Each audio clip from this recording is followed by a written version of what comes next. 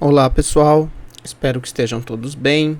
Hoje nós daremos continuidade à nossa disciplina de Fundamentos de Cálculo no Processo com a aula 11.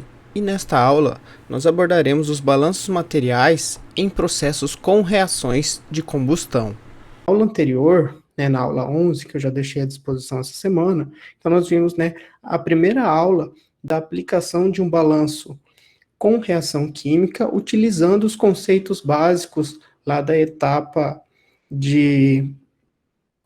da parte de estequiometria, de razão estequiométrica, seletividade, rendimento, e vocês, quem já viu a aula, então percebeu que esses conceitos são necessários para que a gente possa associar eles com a equação do balanço molar, para realizar um balanço em um sistema onde ocorre a reação química, ou seja, no reator químico, na etapa de conversão das matérias-primas em produtos.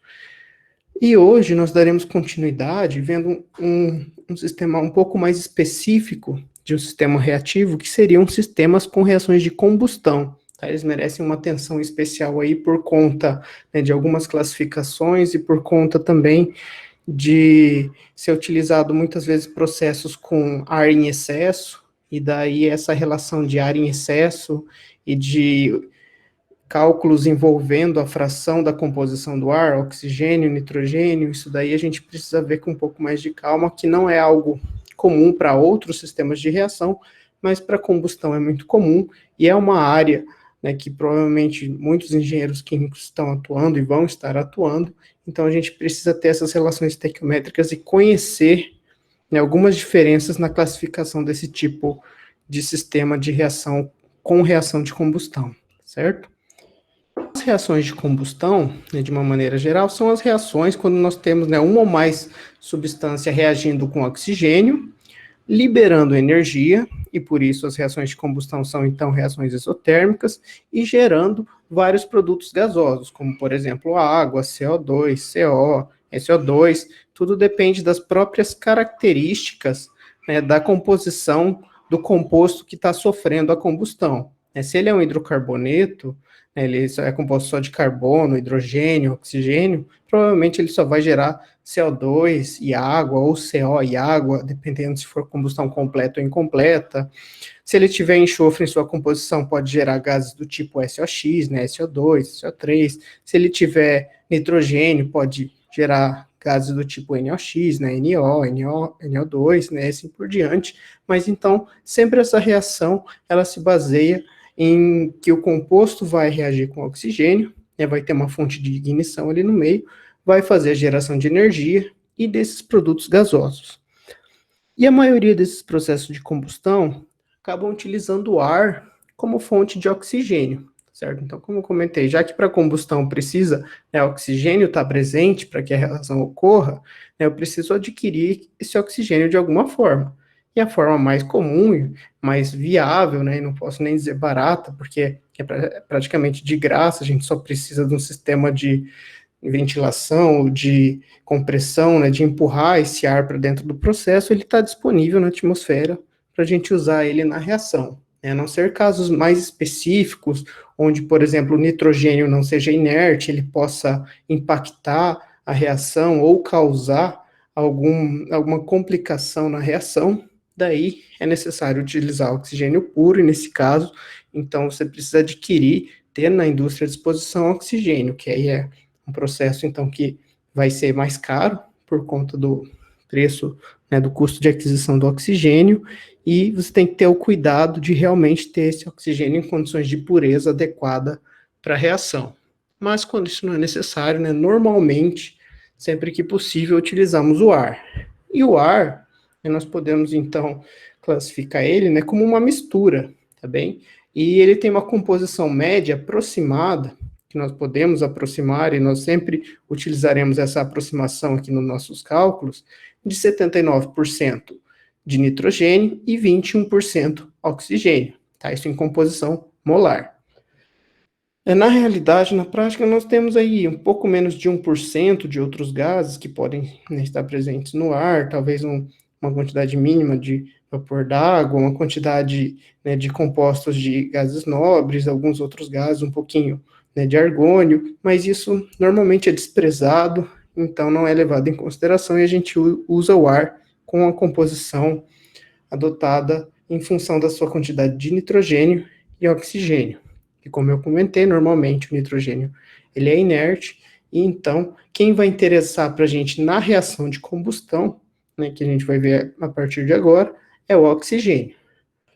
A massa molecular média do ar, já que nós podemos tratar ele como composto, como uma mistura, é uma massa molecular calculada a partir, então, da média ponderada das massas moleculares do nitrogênio e do oxigênio. E nós temos, então, a massa molecular do nitrogênio, né, 28 gramas por mol, e do oxigênio, 32 gramas por mol. E, então, fazendo uma média ponderada aqui com a composição do ar, nós podemos adotar e utilizar a massa molar média do ar como 29 gramas por mol, tá certo? Isso vai ser útil porque daí a gente tem condição de fazer a conversão direta da quantidade de ar em base mássica para base molar, ou de base molar para base mássica, sem precisar se preocupar em converter individualmente as quantidades de nitrogênio e oxigênio para depois voltar para a quantidade de ar. Então, se a gente parte aqui da consideração de que a gente pode utilizar essa massa molecular média para o ar, já facilita também os nossos cálculos.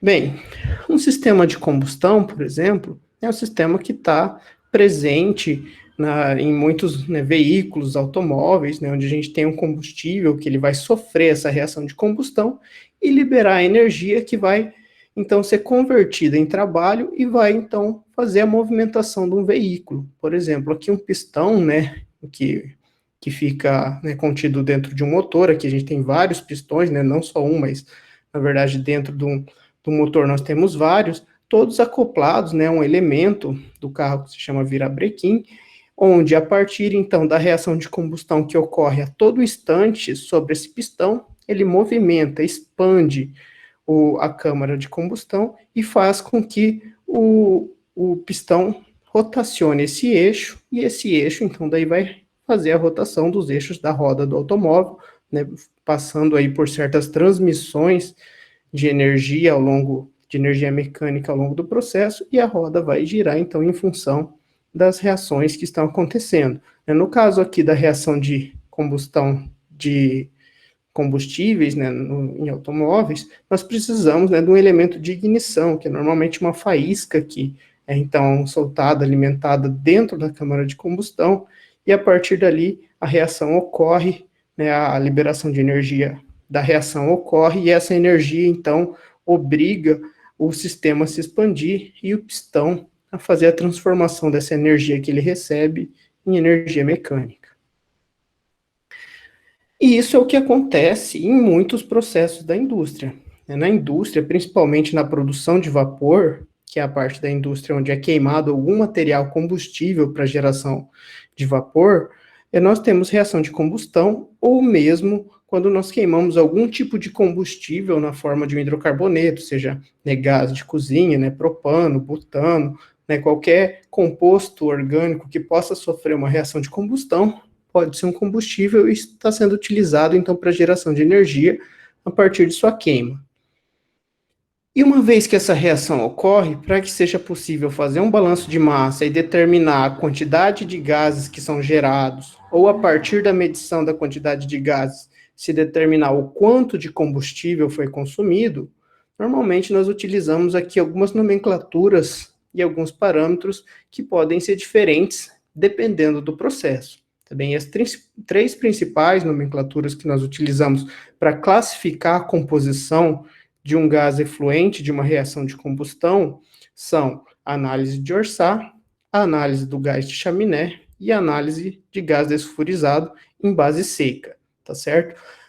Basicamente, o que muda é a forma de representar quem a gente leva em consideração na hora de analisar a composição. Isso se deve também devido aos equipamentos que a gente tem à disposição para mensurar os compostos desses gases que estão sendo emitidos. Nem sempre o equipamento ele consegue determinar ou quantificar todos, porém, ele conseguindo quantificar apenas alguns, muitas vezes pela estequiometria, pelo balanço molar, a gente consegue predizer, estimar os outros também, certo?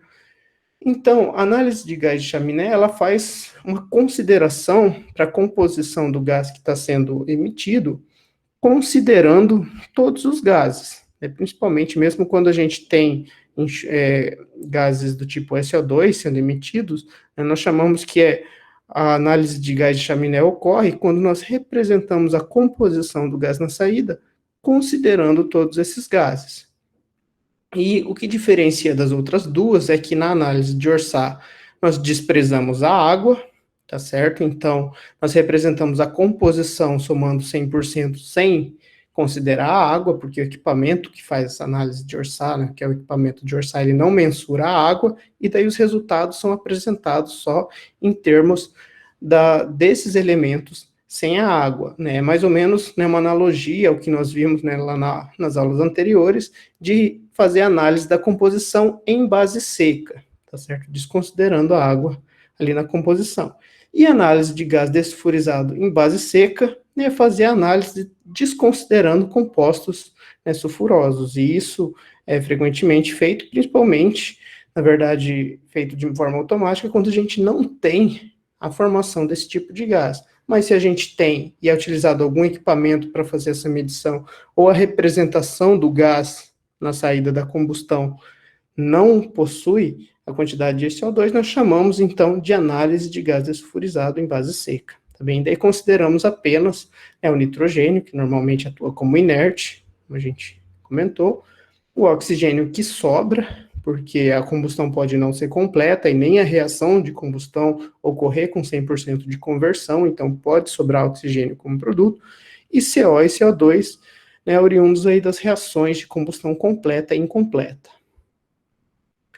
Bem, é justamente isso então que a gente vai diferenciar agora. Nós dizemos que um determinado processo ele sofre combustão completa quando ocorre somente a formação de CO2, e que ele sofre combustão incompleta quando é gerado, né, produzido tanto CO, tanto monóxido de carbono, quanto CO2, quanto dióxido de carbono. Então, quando a gente tem esses dois gases, nós dizemos que a reação que ocorre é uma reação de combustão incompleta, e, portanto, nós temos duas reações do combustível ali dentro do sistema, não apenas a reação que forma CO2, mas também a reação que forma CO e água. Bem, então, quando nós fazemos os cálculos estequiométricos para determinar a quantidade de ar ou de oxigênio que vai ser necessário para que a combustão completa ocorra, nós chamamos essa quantidade de ar teórico, tá certo? Ou oxigênio teórico, né? A gente pode expressar das duas formas, mas o ar vai conter ali o oxigênio teórico que vai ser necessário para a combustão completa, tá certo? Então, o ar teórico ele é estimado baseado na reação da combustão completa, como a gente vai ver hoje depois em um exemplo. E o ar em excesso é a quantidade de ar em relação à quantidade requerida para a combustão completa. Ou seja, tudo que excede esse ar teórico, essa quantidade teórica, que a gente calcula estequiometricamente em relação à reação de combustão, é considerado ar em excesso, né, ou ar excedente, além do ar teórico, além do ar requerido para ser utilizado, ou também oxigênio em excesso, né, depende de como nós queremos expressar. E muitas vezes é necessário fazer alimentação ou promover, né, o processo com a presença de ar em excesso, porque muitas vezes é esse ar em excesso que garante que ocorra a combustão completa no sistema. Às vezes, não alimentar somente o ar teórico pode levar à combustão incompleta, e daí a presença, né, o monóxido de carbono, além de ser mais poluente, ele também, né, às vezes não acaba gerando energia de maneira eficiente dentro do sistema. Então, para que a combustão, né, ocorra né, de forma completa dentro do sistema, normalmente se utiliza ar em excesso. E para a gente mensurar e calcular essa quantidade de areia em excesso, né, nós podemos usar essas equações, né, que, né, de maneira lógica, simplesmente expressam a quantidade que a gente tem sobre a quantidade requerida, né, a quantidade teórica, certo? Então, o ar em excesso, por exemplo, é o percentual de ar em excesso, por isso a gente já multiplica aqui por 100, para ter o resultado em percentual, ele é a razão entre o que está sobrando de ar, tá certo? O que está excedente de ar no sistema, sobre o quanto é necessário estequiometricamente. Também, por exemplo, né, se para um determinado processo de combustão precisamos aí, teoricamente, para a combustão completa de 100 kmols de ar, e nós alimentamos, né, 120, o nosso excesso são 20, tá certo? Então, daí para a gente calcular esse excesso, a gente faz o cálculo do que realmente entra, menos o que é teórico, ou seja, 120 menos 100, teríamos um excesso de 20. Daí, quando a gente fizer aqui, então, 20 sobre 100 vezes 100, 20% de excesso de ar. E nós podemos calcular não somente com base na quantidade de ar, podemos calcular também com base na quantidade de oxigênio, uma vez que a gente pode expressar a quantidade de ar em termos da quantidade de oxigênio dividido pela fração molar de oxigênio no ar, né, que vai ser constante, a gente vai considerar sempre 21%, ou seja, 0,21. E aí, a partir disso, convertendo o ar tanto em excesso quanto o ar teórico para oxigênio, nós podemos também fazer o cálculo do ar em excesso dessa forma. Bem? E aqui uma forma um pouco mais expressa de maneira expandida, né, representando que o excesso é a diferença entre o que é alimentado e o que é requerido, né, entre o que é teórico, como eu comentei, no caso do 120, que seja alimentado para um ar teórico de 100, a gente tem então um excesso de 20, certo? E uma quantidade teórica de 100. Bom, aqui somente para a gente avaliar a questão que eu comentei da razão ar combustível, que é alimentado para promover a queima, para promover uma reação de um determinado combustível, né, a queima de um combustível, uma reação de combustão, que, né, alguns estudos, né, como traz, né, o nosso livro-texto principal, o livro do Himmelblau, mostram que, normalmente, quando se utiliza a razão estequiométrica de ar combustível, nós acabamos, então, obtendo uma pequena presença, tanto de CO, quanto também aqui de compostos, né, de hidrocarbonetos não reagidos, na saída do processo. E que, portanto, utilizar uma razão estequiométrica ar combustível acima da teórica é o que faz, né, eliminar isso, fazer com que a reação ocorra de maneira completa e seja queimado todo o combustível, para que, então, eu não tenha, né, formação de CO e também eu consiga aproveitar toda a energia do combustível que foi alimentado. E qualquer quantidade alimentada de ar abaixo dessa quantidade estequiométrica, ela resultaria então numa deficiência de ar e eu teria quantidades ainda maiores de CO e de hidrocarbonetos.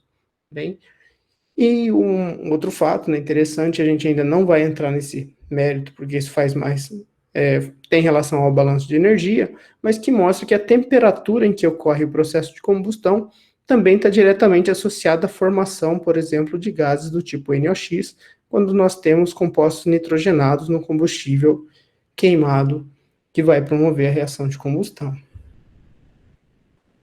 Bom, para a gente entender um pouquinho agora de como aplicar esses conceitos de ar em excesso, reação completa, incompleta, né, que eu acabei de comentar, a gente vai ver então um exemplo de balanço de massa com reação química para o cálculo de ar em excesso, certo? Que seria o exemplo 1. Vamos interpretar o problema e daí a gente vê o que aquelas equações de balanço de massa, com esses conceitos que a gente acabou de ver, né, fazem com que a gente possa avaliar os resultados e determinar o ar em excesso em um processo de combustão. Combustíveis de veículos automotivos alternativos à gasolina vêm sendo avaliados por gerarem menor quantidade de poluentes em confronto com a gasolina. O propano comprimido tem sido sugerido como combustível para veículos. Suponha que em um teste, 20 kg de propano são queimados com 400 kg de ar para produzir 44 kg de CO2 e 12 kg de CO. Qual foi o percentual de excesso de ar alimentado no reator? Então, veja, nós temos aqui as informações do nosso problema, que a gente começa por fazer o fluxograma, né? Esboçar o que está acontecendo, o que a gente vai estar avaliando. A gente vai ter uma câmara de combustão para alimentação desse propano, para fazer o teste e se avaliar a quantidade de energia gerada e de gases gerados, alimentando uma certa quantidade de ar em excesso, produzindo CO2 e CO. E provavelmente também, não foi dito, mas a quantidade, mais água, porque ela acaba também sendo produzida a partir dessas reações. Bem, para o ar em excesso, que é o que a gente quer determinar, como eu comentei, a gente sempre deve levar em consideração a reação de combustão completa. Bem, então, vou escrever a reação de combustão completa para verificar estequiometricamente qual que é o oxigênio teórico e a partir do oxigênio que de fato foi alimentado, a gente determinar então o que a gente quer. Tá bem? A energia é gerada e pode ser aproveitada de diversas formas, mas aqui a gente não vai se preocupar ainda com a energia só lá na frente, no balanço de energia. Bem, então escrevi aqui a reação de combustão completa, para a gente determinar o ar em excesso, então propano mais oxigênio, formando CO2 e água, e lembrando sempre, né, primeiro passo, balancear a reação antes de qualquer cálculo, né, antes de determinar qualquer quantidade e qualquer relação estequiométrica no sistema. Bom, nós temos as informações das quantidades que foram alimentadas nessa combustão, a quantidade de propano e a quantidade de ar, e também as quantidades formadas, porém, a gente só vai se preocupar com a quantidade para a reação completa. E talvez nem seja necessário utilizar isso, talvez só com as informações aqui, as relações estequiométricas dos reagentes, já seja suficiente para determinar o ar em excesso. Bom, para a gente determinar o ar em excesso, a gente vai utilizar as relações e o balanço molar, e para isso a gente precisa primeiro fazer a conversão das nossas bases, que estão em bases mássicas, para bases molares. Então, eu vou converter aqui a base mássica de propano para a base molar, dividindo pela massa molar do propano, e vou converter o ar de base mássica para a base molar, usando a massa molar média do ar. Lembra que eu comentei no início da aula, então é muito importante e facilita os nossos cálculos aqui, utilizar a massa molar média direto para fazer a conversão da alimentação mássica para a alimentação molar da quantidade de ar que está entrando no sistema. E com isso eu consigo determinar a quantidade de oxigênio que está sendo alimentado. Se eu conheço a composição do ar, né, sempre considerando oxigênio e nitrogênio, basta eu multiplicar pela fração de oxigênio para obter a vazão molar de oxigênio, ou multiplicar pela fração molar de nitrogênio, que seria 0,79, para determinar a quantidade de nitrogênio. Mas para o nosso cálculo do ar em excesso, a gente precisa usar e levar em consideração apenas o oxigênio. Então, aqui a gente já tem o valor do oxigênio alimentado, tá certo? Converti, então, o ar de massa para mol, multipliquei pela fração do oxigênio no ar, molar, e determinei, então, o oxigênio alimentado. Em seguida, nós podemos, então, pela estequiometria da reação, determinar qual que é o oxigênio teórico, né, ou sinônimo, né, qual que é o oxigênio requerido para o processo.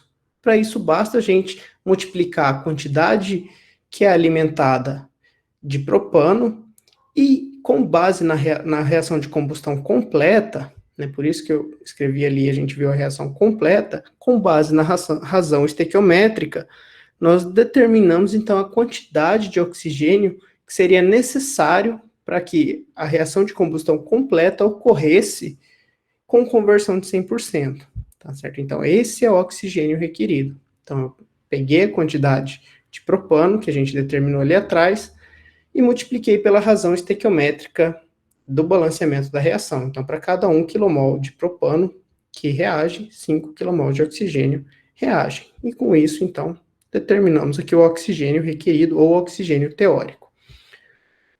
O oxigênio em excesso é o alimentado, que a gente já determinou ali atrás, fazendo a conversão da vazão mássica de ar para vazão molar, menos o oxigênio teórico, o oxigênio requerido. Então, 2,90 menos 2,25, 0,65 kmol de O2 é a quantidade de oxigênio em excesso.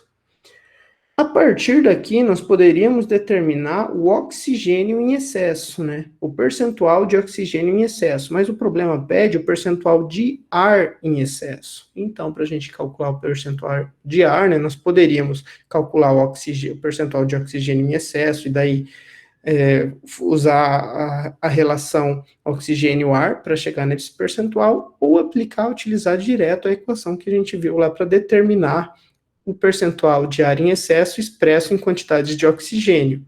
E daí, então, substituindo aqui a quantidade de oxigênio em excesso, que eu determinei aqui atrás, e a quantidade de oxigênio requerido, eu consigo, então, obter o valor do percentual de ar em excesso. Então, vai ficar 100 vezes 0,65 sobre 2,25, 28,9% de ar em excesso está sendo alimentado no sistema. E é isso que o problema pedia para a gente.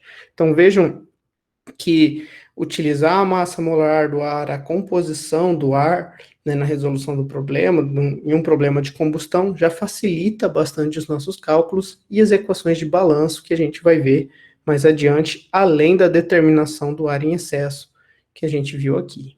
Hein? Bom, agora, então, vamos associar essa determinação do ar em excesso com um problema de balanço de massa com reação química. Também para isso a gente vai ver o exemplo 2, onde, então, é mostrado o sistema de uma célula combustível para geração de eletricidade a partir do metano. Em essência, uma célula combustível é um sistema aberto, no qual combustível e ar são alimentados, tendo como saída eletricidade e produtos residuais. A energia gerada na reação de combustão, então, ela é convertida a energia elétrica. A figura a seguir é um esboço de uma célula combustível em que uma alimentação contínua de metano e de ar, como uma mistura de oxigênio e nitrogênio, produz eletricidade, além de CO2 e água.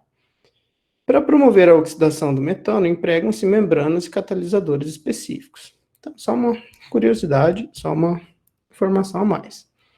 Mas então nós temos aqui o fluxograma que ilustra esse tipo de sistema. Então, é um sistema com alimentação de metano, por um lado, alimentação de ar pelo outro, que a reação de combustão ocorre, e a energia liberada nessa reação é convertida pelo sistema aqui da célula em energia elétrica. O fluxograma mostra para a gente, então, que na saída desse tipo de célula, nós temos, então, a geração de CO2, a saída de N2, porque esse ele atua como inerte, ele não é gerado, ele simplesmente sai na mesma quantidade que entra, oxigênio, que sobra por ter ar em excesso, e água também gerada na combustão. E aí o problema pergunta, baseado nos dados apresentados, calcule a composição da corrente de saída, ou seja, aqui é a corrente P, certo? Então, se o fluxograma, o processo já traz para nós que não há CO na saída, posso assumir que ocorre apenas combustão completa.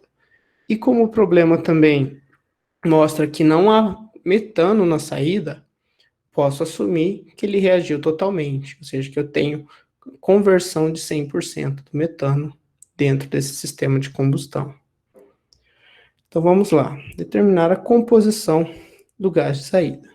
Então apenas reação completa, tá? Então, reação de combustão padrão para queima de um hidrocarboneto, metano mais oxigênio, formando CO2 e água, apenas combustão completa, porque não está saindo CO. Fazemos o balanceamento da reação, legal? Em seguida, fazemos a conversão para bases molares, para facilitar os nossos cálculos, já que a gente vai utilizar o balanço molar, e a composição do ar que a gente conhece é uma composição molar também. Então, aqui utilizando a quantidade de metano que entra no sistema, e dividindo pela massa molar, a gente obtém, então, a alimentação de 1 kmol de metano. E a mesma coisa para o ar.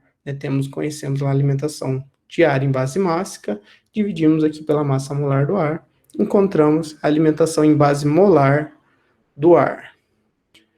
E aí, ainda se eu quiser descobrir a quantidade que entrou de oxigênio e de nitrogênio, basta multiplicar pela fração molar de oxigênio e nitrogênio, respectivamente, dessa corrente. Então, desses 10,34, 2,17 é oxigênio e 8,17 é nitrogênio.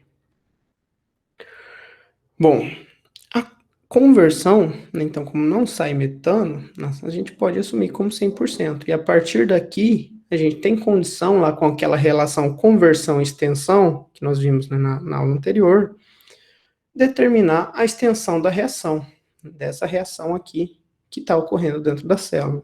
Então, né, a conversão é para o metano, então eu vou usar o coeficiente estequiométrico e a alimentação do metano. O coeficiente estequiométrico dele, -1, é reagente, a quantidade alimentada, 1 kmol, então a extensão de reação é 1 kmol reagindo. Bem, agora, conhecida a extensão da reação, basta recorrer à equação do balanço molar para determinar a quantidade que sai de cada um dos compostos. Bem, então eu escrevi aqui a equação do balanço molar, que nós vimos nas aulas anteriores, para os compostos que nós temos no sistema. O nitrogênio, então, a quantidade que sai é igual a que entra, ele não participa da reação. O oxigênio, a quantidade que sai, que nós temos na saída, é igual ao que entra, né, menos 2, que é o coeficiente estequiométrico dele, aqui na equação do balanço molar, vezes a extensão da reação, 0,17 kmol de O2. O metano, né, escrevi aqui só por, né, conveniência para a gente verificar, mas a gente já viu que não saía nada de metano, né, então o balanço dele fica 1 menos 1, que é o coeficiente dele, vezes a extensão. O CO2 na saída, né, ele não entra, então ele somente é gerado, nós só temos o termo da geração do balanço molar associado a ele, então vai ficar 1 vezes 1, sai 1 kmol de CO2, o que é estequiométrico, né, com 1 kmol de metano que entrou, e a quantidade de água na saída igual ao que entrou, mais o coeficiente estequiométrico dela na reação, 2 positivo, né, ela é produto, vezes a extensão da reação, igual a 2 kmol de água. Em seguida, basta daí nós somarmos, então, a quantidade de todos os compostos na saída, na corrente P, que é isso que a gente determinou com o balanço molar, considerando o sistema, né, a fronteira, a nossa célula combustível, onde está ocorrendo a combustão, e somando, então, aqui todos eles, né, não coloquei o metano porque é 0, temos, então, uma saída com uma quantidade, né, em base molar de 11,34 kmols. Então, conhecida a vazão total molar e a vazão individual molar de cada um dos compostos, essas quantidades, temos condição de determinar o que o problema pede, né, como vimos nos exemplos da aula anterior, a composição dessa corrente de saída. Para composição, basta, então, dividir a quantidade pela quantidade total da corrente, e aí temos a fração na corrente. Multiplicamos por 100, temos o percentual para expressar a composição. Então, para o nitrogênio, teremos uma composição 72,05%, o oxigênio 1,5%, CO2 8,82% e água 17,63%. Tá bem? Então, pegamos ali as quantidades individuais que determinamos aqui e dividimos pela vazão total, né, a quantidade total na corrente P. Bem, então, determinamos o que o problema queria, a composição dessa corrente, tá certo? Bom, esse seria então o conteúdo dessa nossa aula, e eu vou deixar como atividade da aula 11 para vocês, que vocês resolvam o exemplo 1 da aula, adotando como base de cálculo da quantidade de propano alimentado, no exemplo 1, os 3 últimos dígitos do seu RA, e como quantidade de ar alimentado, uma quantidade equivalente aí a 20 vezes o valor da base de cálculo de vocês. E também para o exemplo 2, resolver o exemplo adotando como base de cálculo da quantidade de metano alimentado, os 3 últimos dígitos do RA, e como quantidade de ar alimentada, uma quantidade equivalente aí a 18,75 vezes a base de cálculo de cada um de vocês, como vocês já estão acostumados a fazer nas atividades das aulas anteriores. Aqui as principais referências da nossa aula. Obrigado pela atenção de vocês e até a próxima aula.